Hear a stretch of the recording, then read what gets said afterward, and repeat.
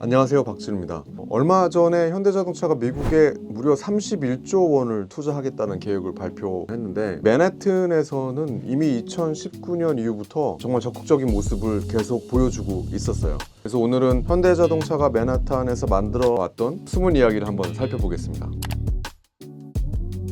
사실 현대자동차 전에도 한국의 유명 기업들이 맨하탄에 많이 진출을 했었는데, 삼성전자 같은 경우에도 2000년대 초반에 센트럴파크 앞에 있는 타임워너센터에 쇼룸을 내기도 했고요. 그리고 미패킹 지역에 약 10년 동안 체험관을 만들기도 했고, 롯데 같은 경우에는 맨하튼의 미드타운에 있는 뉴욕 팰리스라는 이 유명한 호텔을 1조 원에 가까운 금액을 주고 매입을 하기도 했어요. 그리고 최근에는 대명 소노 리조트 그룹에서 맨하튼 끝자락에 있는 시폴트 호텔을 매입을 하기도 했죠. 근데 현대는 좀 이와 달라요. 어떤 부분이 다르냐면, 하나의 빌딩을 매입을 하거나 임대를 진행해서 하는 게 아니라 미패킹 지역과 이 트라이베카 지역을 아우르는 이 로어 웨스트 지역에 그들의 영향력을 좀 확장해 나가는 방식으로 진행을 하고 있는데요. 그 대표적인 예가 이 제네시스 하우스인데요. 이 포리 텐세븐이라고 미패킹 지역에서 웨스트의 거의 끝자락에 위치해 있는데, 이곳에 2019년도에 현대가 약 1200평 정도의 규모에 해당하는 지하 1층, 1층, 2층을 임대를 해서 제네시스를 브랜딩할 수 있는 공간을 구현을 2년 정도에 걸쳐서 했어요. 계약 당시 임대료가 무려 11 밀리언 달러 정도 됐으니까 적지 않은 금액이었죠. 1층에는 최신 제네시스 자동차를 보여주는 쇼룸으로 만들었고요. 이 빛이라든지 그 안에 있는 질감이라든지 이런 것들에 대한 감도가 깜짝 놀랄 정도로 세련되고 고급스럽게 꾸며놨어요. 그리고 2층에는 한국 전통 식당과 차를 즐길 수 있는 공간을 구현해냈는데, 파인다이닝으로 입소문이 나면서 이제 많은 사람들이 그곳을 찾기도 했고, 현대자동차는 이곳을 작은 서울을 맨하튼에 구현해냈다 홍보를 하기도 했어요. 이것에 그치지 않고 2023년도에는 제네시스 하우스 바로 앞에 있는 리버티 인이라고 하는 약 200평 정도에 되는 여관 건물을 그 당시에 미패킹 지역에서 거래됐던 금액 중에 가장 높은 가격으로 매입을 하기도 했어요.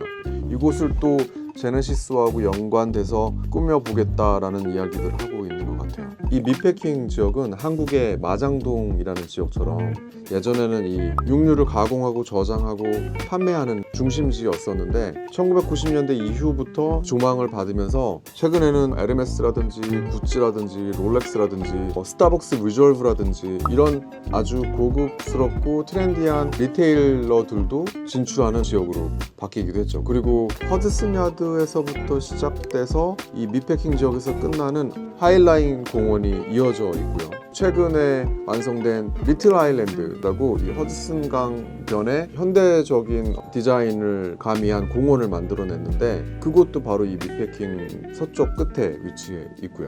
그리고 제가 봤을 땐 정말 중요한 건데, 이 위트니 뮤지엄이 이 하이라인이 끝나는 지점에 위치해 있는데, 맨하탄 센트럴파크 인근에 있는 모마 미술관이 세계의 현대 미술의 중심이라고 하면, 위트니 뮤지엄은 미국 현대 미술의 중심이라고 일컬어질 정도로 꽤 영향력을 가지고 있는 미술관이에요. 근데 이 현대자동차가 단순히 위트니 미술관 옆에만 위치하는 게 아니라 이곳의 공식 후원 업체가 돼서 이 현대의 이름을 걸고 위트니 미술관 옥상에서 아트 커미션을 개최하기도 해서 문화적으로 많이 접근하려고 하는 모습을 보여주고 있어요.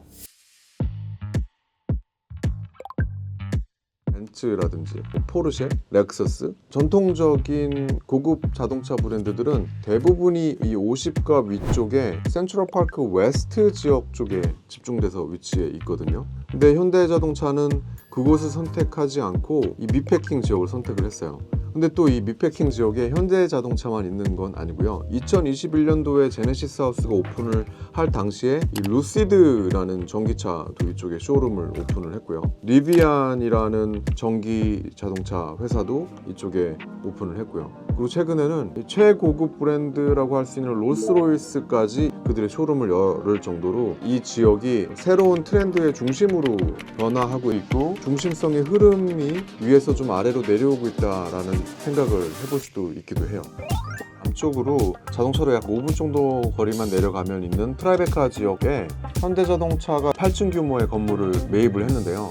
여기가 약 3,300평 정도 돼요. 가격은 그 당시에 한 280밀리언 달러 정도 됐으니까 지금 돈으로 환산하면 약 4천억 정도가 되겠네요. 이 15 레이 스트릿의 위치를 보면요, 동쪽에 이 맨하튼 브릿지부터 맨하탄 웨스트 끝쪽까지 커널 스트릿이라는 곳으로 이렇게 관통이 되는데, 이 커널 스트릿의 거의 면에 있는 위치에 있거든요.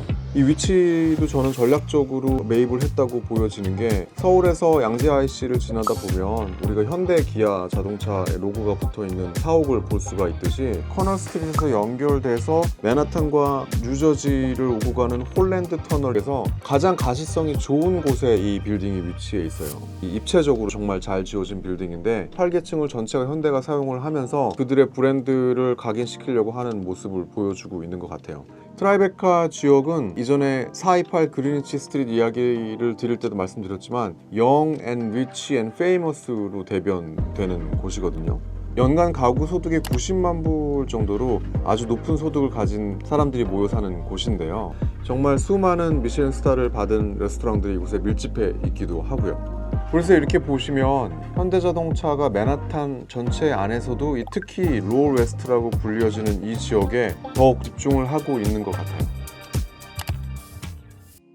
그럼 왜 현대는 이 로어 웨스트에 집중을 하고 있는지 저 나름대로 좀 생각을 해봤는데요. 말씀드렸던 그 전통적인 고급 자동차 브랜드들이 센트럴파크 웨스트에 있었던 건 그만큼 이들이 그곳에 자리를 잡을 당시에는 이 센트럴파크 인근에서 다양한 수요를 흡수할 수 있을 거라고 생각을 했기 때문에 그쪽에 오픈을 했을 거라고 생각을 해요. 근데 지금은 아까 우리가 열거했던 그런 브랜드들이 이 미패킹 로어 웨스트 지역에 들어오는 거는 어떤 중심성의 흐름을 볼 수 있을 것 같고, 사실 센트럴파크가 1890년도에 개장을 하면서 부촌으로 형성이 되기까지는 이 공원, 그리고 메트로폴리탄이라든지 모마라는 이런 문화시설, 그리고 동쪽 아래쪽으로 위치해 있는 이 플라자 디스트릭트라고 불려지는 고급 오피스들이 밀집되어 있는 지역들이 이런 조화를 이루면서 그 지역의 가치를 많이 올려줬다고 생각을 하는데요.